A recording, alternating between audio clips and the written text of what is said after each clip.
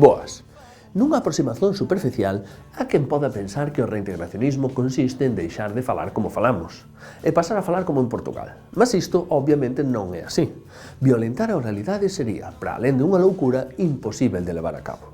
O que o reintegracionismo propón é facilitar a comunicación entre os utentes do galego e do resto da lusofonía, porque iso sería importante tanto para protexer as nosas formas lingüísticas patrimoniais como para reforzar outras novas que surxiren. Mas como? O portugués non está aquí, entre nós. Como pode axudar? Hoxe explico iso en galego de todo o mundo. Non fago máis que atopar xente distinta que a mesma teima que a min.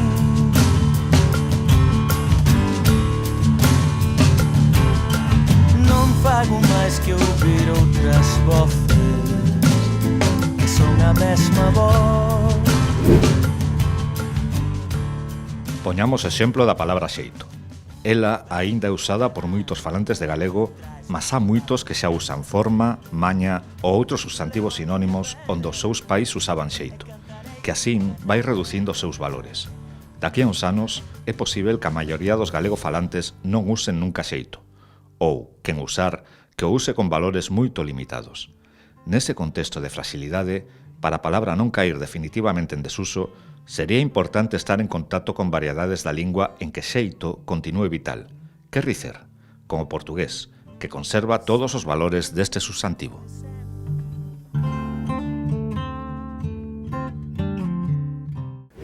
Mas isto sen pertencer ao mesmo estado, como se fai? Estarás a preguntarte. Ben, existen outras medidas, concretamente dúas, que serían moito úteis para dar oxixenio ao noso galego e que o noso léxico non fose caíndo no esquecimento.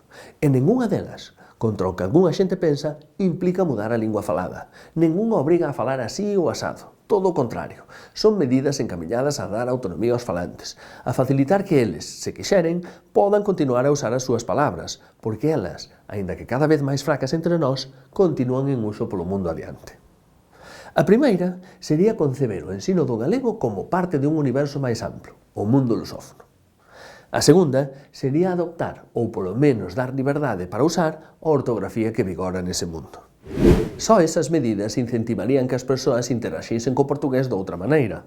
A palabra xeito, por exemplo, deixaría de ser unha palabra diferente da nosa para ser a mesma que a nosa.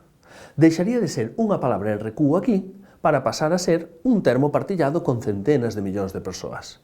Non pensas que iso tería moita influencia na súa sobrevivencia? Está ben, as medidas que comentamos protexerían o léxico tradicional, mas a lingua estáse a reinventar todos os días.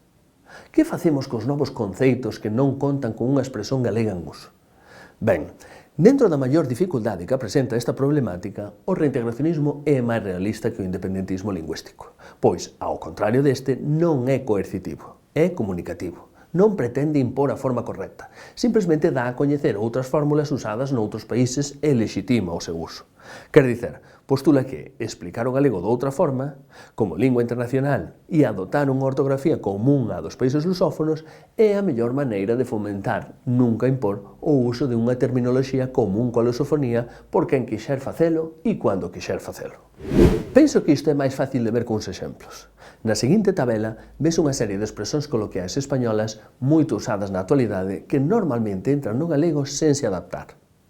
Temos varias alternativas, deixalas en castellano, adaptalas normalmente recorrendo a inventiva, que é o que até agora se ten feito, ou abrir o galego á posibilidade de usar, a través das medidas que estou a comentar, as múltiplas fórmulas que, cos mesmos valores, encontramos nos países de lingua portuguesa. Para o vídeo e tenta arranxarlles tú mesmo unha tradución galega. Agora, comparas coas alternativas portuguesas. Non pensas que elas serían úteis para reforzar o galego? Porque está ralado, a ela ninguén lle fai o niño atrás da orella, é un alpinista social, é un carreirista, anda coa cabeza na lúa, están enrolados, anda Mouro na costa, topoas á distancia, fiquei co carro atolado, fico na miña, non poñas máis leña na fogueira, non te metas ao barullo, puxamos pola cabeza, pensón rañosa, sinto un aperto no peito, tiña un frío na barriga, estaba con un nervoso miudiño, tú estabas feito con el, un tipo 5 estrelas. Non fago máis que atopar xente distinta que a mesma teima que a min.